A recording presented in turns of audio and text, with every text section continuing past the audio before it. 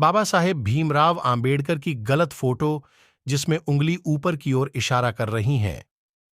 आजकल भारत रत्न भीमराव आंबेडकर की यह फोटो सोशल मीडिया से लेकर इलेक्ट्रॉनिक मीडिया में दिखाई जा रही हैं।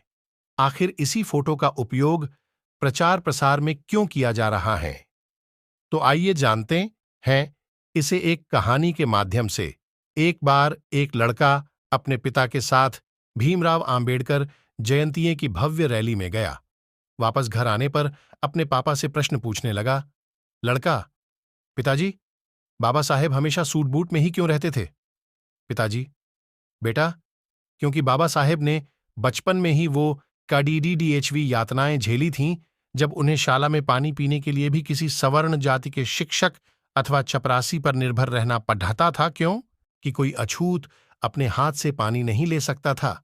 जब वे PRH लिखकर भारत वापस आए, तब भी स्थिति वैसी ही थी। तब जाकर उन्होंने भारत में समाज सुधार का कार्य किया। उन्हें लगता था कि मेरा समाज भी अच्छे कपड़े पहने। यदि मैं सुटबुट में रहूंगा तो मेरा समाज मुझसे प्रेरणा लेकर और मुझे आदर्श मानकर खुद भी सूट बूट पहनेगा। लड़का: ठीक है पिताजी, आज से मैं भी सूट बूट में ही रहूंगा।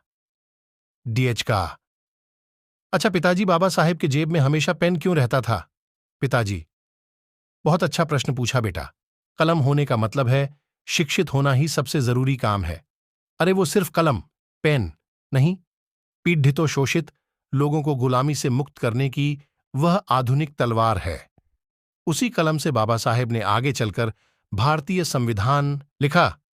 लड़का: पिताजी, मैं भी आज से अपनी जेब में कलम लगाऊंगा और खूब पढ़ाई करूंगा। लड़का: पिताजी, मैं आपसे आखिरी प्रश्न पूछ रहा हूं। प्रश्न: क्या बाबा साहेब ने उंगली कहां दिखाई और उनके हाथ में कौन सी किताब है?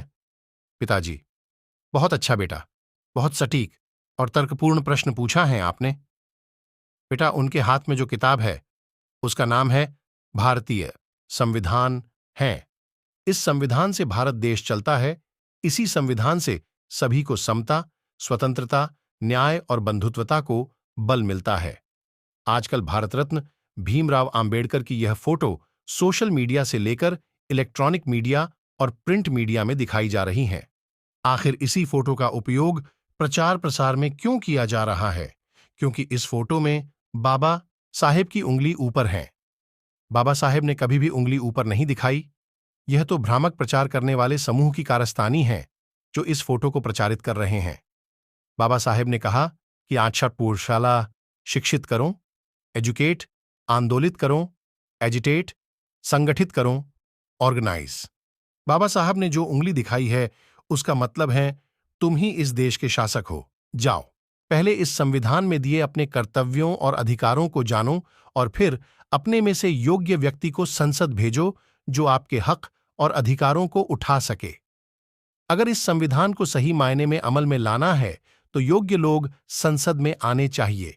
वह उंगली से यह संबोधन करते हैं कि अपने भले के लिए स्कूल, कॉलेज और संसद में जाओ।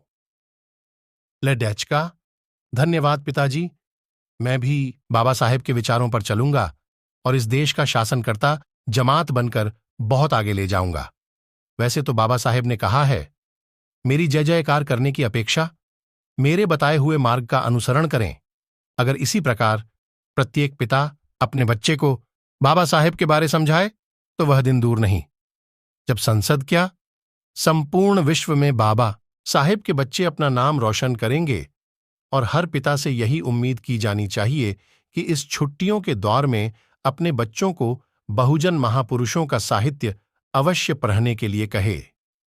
दोस्तों, बस आज के लिए इतना ही। अगर आपको बाबा साहेब की वीडियो से सीख मिली हो, इसी तरह वीडियो देखने के लिए चैनल को सब्सक्राइब कर लीजिए। वीडियो देखने के लिए धन्यवाद।